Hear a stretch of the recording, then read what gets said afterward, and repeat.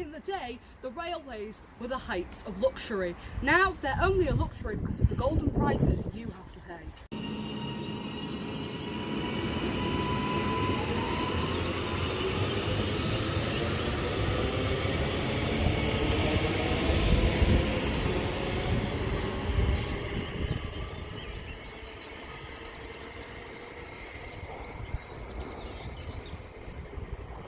Railways in the UK are the most expensive in Europe, and not only is it expensive, the quality of the trains are very poor. They are overcrowded, and to put it simply, people are wasting their money on a service that is poor and unreliable. However, there is no alternative, which is why the trains continue to run. The trains are simply taking advantage of the most vulnerable people. People going to work to feed their families, students trying to get a good education, and the elderly that want to socialise with their friends and family. People believe that they deserve better from their national rail network.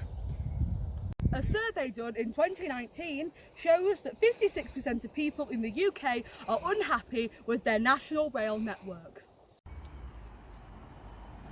So what are the trains like elsewhere? Let's take a look at the French and German rail networks. In France, the tickets are a quarter of the price, and in Germany, it's a third of the price. The service of these trains are statistically better, and as they are more punctual, they also receive more government funding, as of 2019 statistics. Back in the day, Britain had the best rail network in the world. It was at the time revolutionary. It helped business, it helped tourism, it was simply remarkable. In 1920, there were 20 private rail companies. However, in 1921, the government merged the companies to set up 4 regional ones. These 4 worked together strongly to help the war efforts. After the war, the railways were nationalised, meaning that in 1948, the 4 companies became British Railways.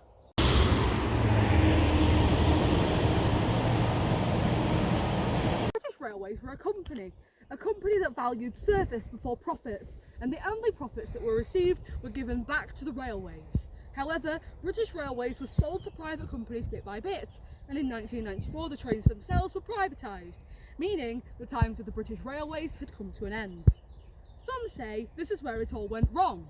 As the trains were privatised, they care more about money than giving a good service. As well as this, the UK rail network is outdated, some even dating back to the Victorian era.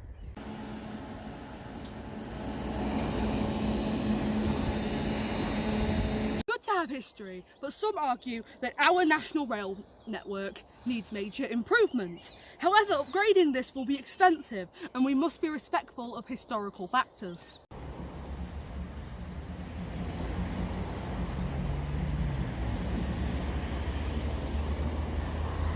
European trains run on electrical tracks, making them faster and more efficient.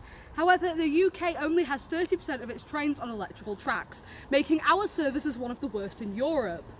Everyone is aware of the poor service provided by the rail network in the UK. That's why, in early 2020, the British government gave the go-ahead to build a new high-speed rail network called HS2.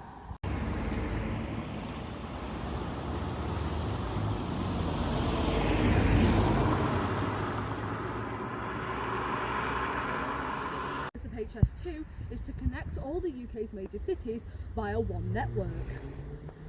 This means more trains and new tracks. This will help take some of the strain off the current system, as there will be more rush hour trains and more variation. However, the rail system is controversial, as it will cost £32.7 billion. Some argue that there will be economic benefits of over £47 billion. The railway is planned to connect the north and the south via all major cities. HS2 is under construction and will connect major cities such as Birmingham, London, Leeds, Manchester, Edinburgh and many more. This will be beneficial as HS2 is a high-speed rail network and will be beneficial to industry. It will make travel between regions of the UK easier. It will take strain off the current system, meaning the trains won't be as crowded and will be more punctual.